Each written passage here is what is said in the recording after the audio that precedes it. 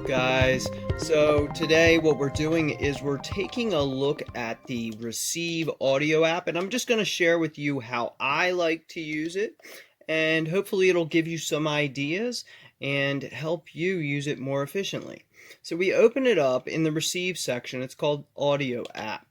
So when you open that, you'll be at whatever setting you're at. What I recommend you start with, though, is go up to here, turn it from whatever it's on to SPEC, so it's like a spectrum analyzer, and you can see more of the spectrum. You get a whole 10 megahertz across, so you see 5M on one side, you see 5M on the other, so you have 5 megahertz on each side that you're able to view visually. So this can help you spot signals and is a great place to start with your HackRF and Portapack for listening to whatever it is you want to listen to. Now, to get some practice, I do recommend go up to the FM radio area. So somewhere around 100 megahertz is a great place to start. Now, down here we have what's called the step, and that's going to be how far it skips ahead when we scroll through the frequencies. So I have it at 100K, and I like to do that so I don't go too far ahead, because if you skip way too far ahead, if you have it set on the default, which is 1 megahertz here, if you go up here, you're going to be skipping across entire megahertz at a time. And if you're on something using a more narrow bandwidth, like if you're on NFM or if you're on AM, using that step setting is going to be way too broad. So it's going to jump ahead. See, as I go up, one click will give me an entire megahertz up. So I go from 11 to 12 to 13, but because we're on AM, we're not looking as far across. As you can see, it says 20K, 20K here. So we don't have a full visual on what is being missed in between. And that's why I recommend you at least bring the step down to 100K. And if you're in the shortwave area, say we're down to, we'll go around somewhere around here. Now, if we're down here, we might want to even go even further down to the 25K. And what that means is when we go up here to browse through our frequencies, if you note, it's only going 25K at a time. So it's going across 25K. Now, if I were to leave it on the default, I'd be jumping ahead and missing entire signals along the way because I'm only able to visualize 20K here, 20K here. So you have to take that into consideration to make the best use of your radio. So what I like to start with is showing you how to pick up just FM. So we want to pick up FM. What will we do? Well, we can put it on the SPEC, the spectrum analyzer here, and get a view of the spectrum is really what it is. It's just a view of the spectrum here. So what we're going to do is we're going to take this and we have it on step 1M, so it's going to jump up one at a time. It allows us to browse through quite quickly. And if we see anything interesting along the way, we can always jump on that signal and take a closer look at it. So as I move up, we're going to go all the way up to 80 something, just so we can take a look at different signals. And what you'll notice, they look like lines here. And why is that? That's because we have a whole 10 megahertz across. So some of these may actually be, something more characteristic of voice, but we can't see that when we're on this SPEC setting.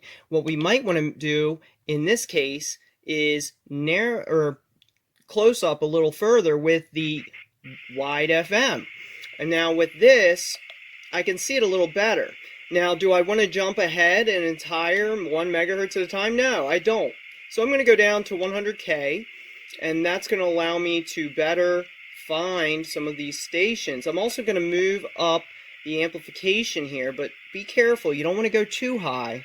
So I wouldn't go too high, but as you notice, that signal comes in nice and clear.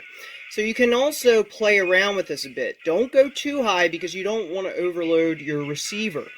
But you might want to go up, 32, stop around there, and you're looking for, a nice saturated signal, but not too saturated. So I might move that up another bump. And then you see, you know, it's coming in a little better. We'll go over here, and we'll also want to check our bandwidth. See how wide it is?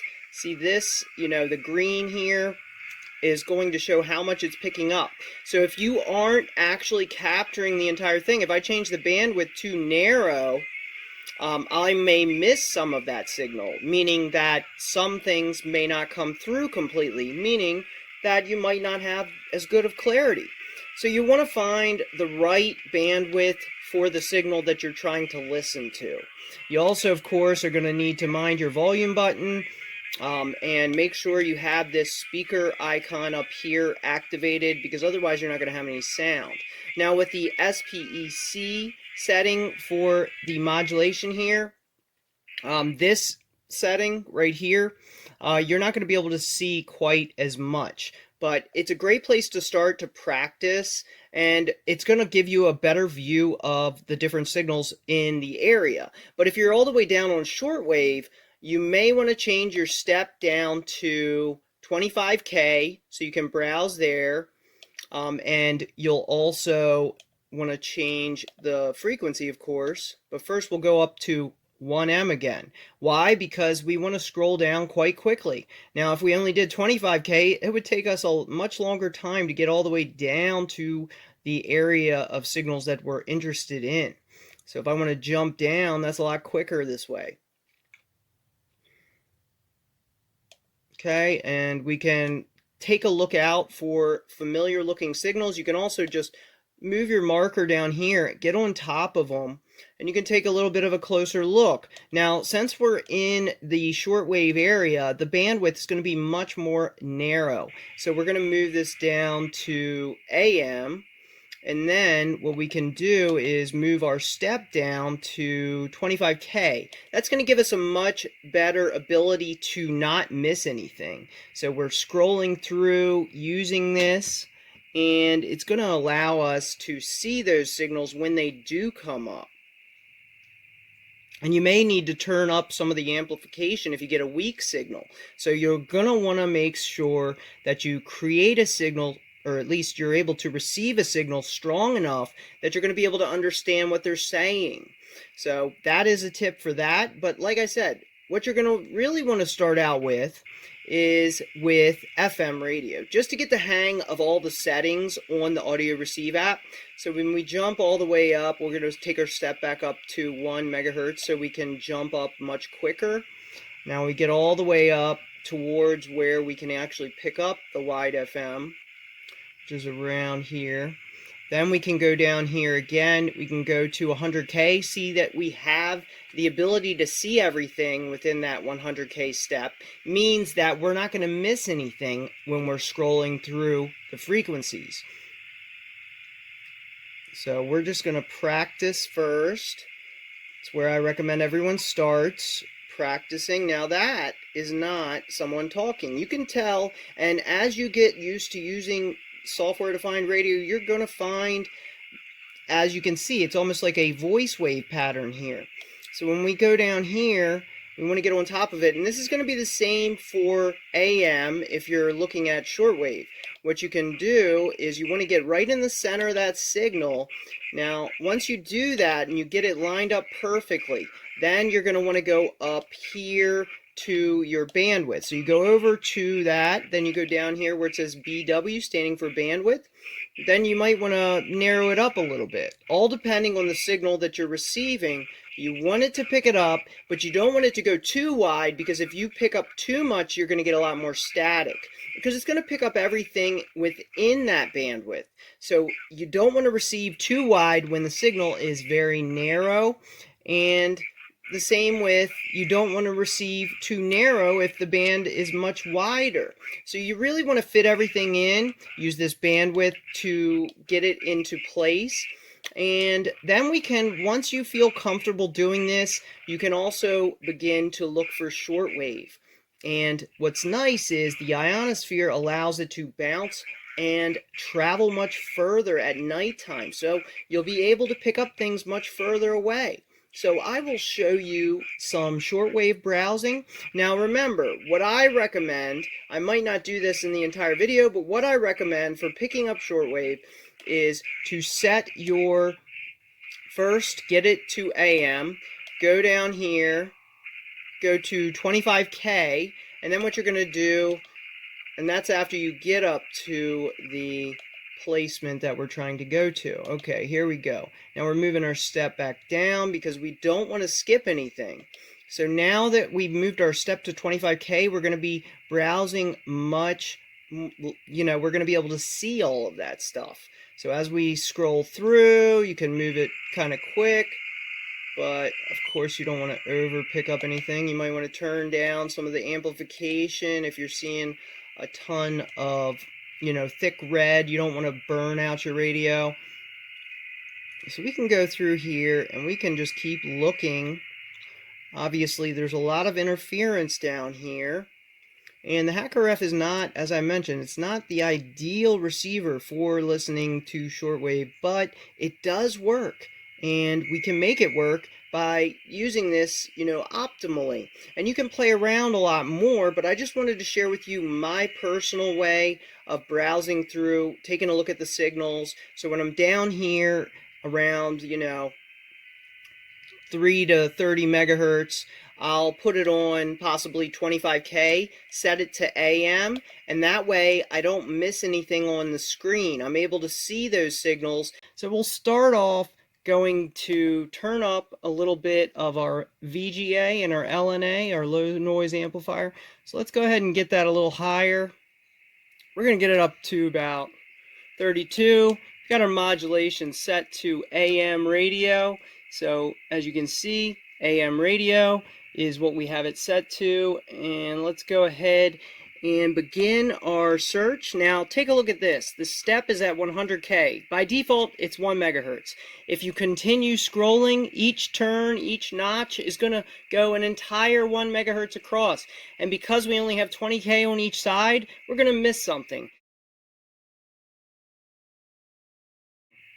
25K for each turn of the knob, each little click. So we'll go ahead and we'll start scrolling up. We have it on AM. What we're looking for is the characteristics of a transmission in the shortwave range. We're taking our time on this. There we have something. So now what I need to do is move down to the marker. See that little red dot appeared? When you have it up here, you can even record. Right here, I'm on record. I could actually record some of this if I wanted to. So let's go ahead down to the very bottom where that red marker shows up. Then scroll over with the knob until you make it all the way to the signal, right where that red line's showing up. Now that we're in the center, we can also go up here. We can take a look at our bandwidth here.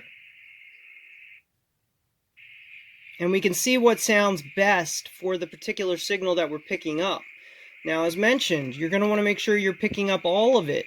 You don't want to miss bits and pieces of it depending on what you're trying to pick up. Say if it were a very wide band, you might use WFM in that frequency range around 100 megahertz. But in this case, we don't need that. I might even turn that up, and you'll want your volume up all the way. Now you probably can't hear it very loudly just because this is using the default speaker that came with this open source SDR Labs radio. But if you followed my earlier video, I show you how to install a laptop speaker as your Portapack's speaker, and that's a much louder speaker, so that'll work much better for you.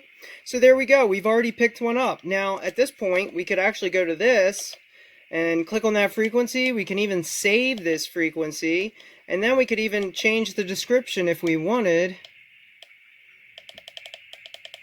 And using that delete button at the bottom, you might name it something. You might do NN. That could just be the name for this instance. So there we go. It's saved as NN. Then you can load that frequency in different apps. So if you want to work with it in different apps, you can actually do that.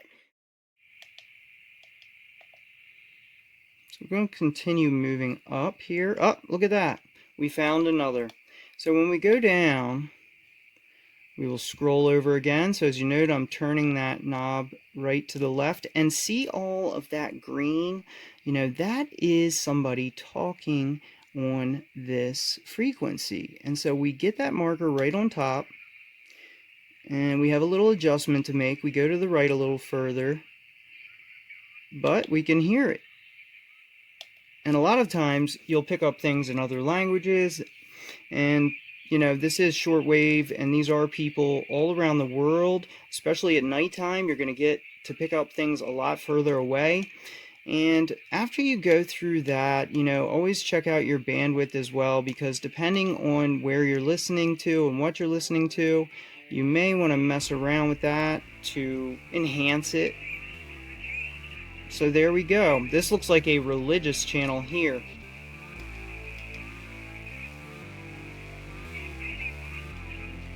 So we will continue on.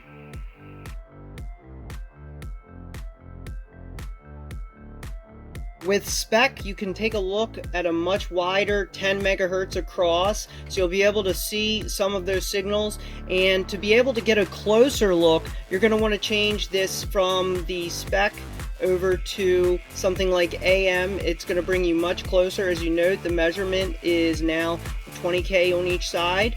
So you'll play around with it a bunch and, you know, see what works for you. Start out with the FM stations. That's what's really going to help you get adjusted to the settings, and they're just much quicker and easier to pick up, so you can do some practice with that. You can see how it responds when you lower these amplification settings. When you increase them, you can see how it changes and interacts with that signal. So you have all these tools that you can play with. And if you want to try browsing for shortwave, you can take my advice, set the step down to 25K, then set it to AM here, and then go ahead over to your frequency and just start browsing. And that's how you're going to find your stations. And once you find one, get on top of it, adjust the bandwidth, adjust the modulation to fit the broadcast, and you'll be good to go. Make sure to share this video, guys. I'm always doing these videos trying to help people out, so I really appreciate when you take the time to repost these videos other places, post them on social media. It's a really great way to help. And I'll be back later with more on the HackRF, the Portapack H2, the Mayhem firmware, and SDR.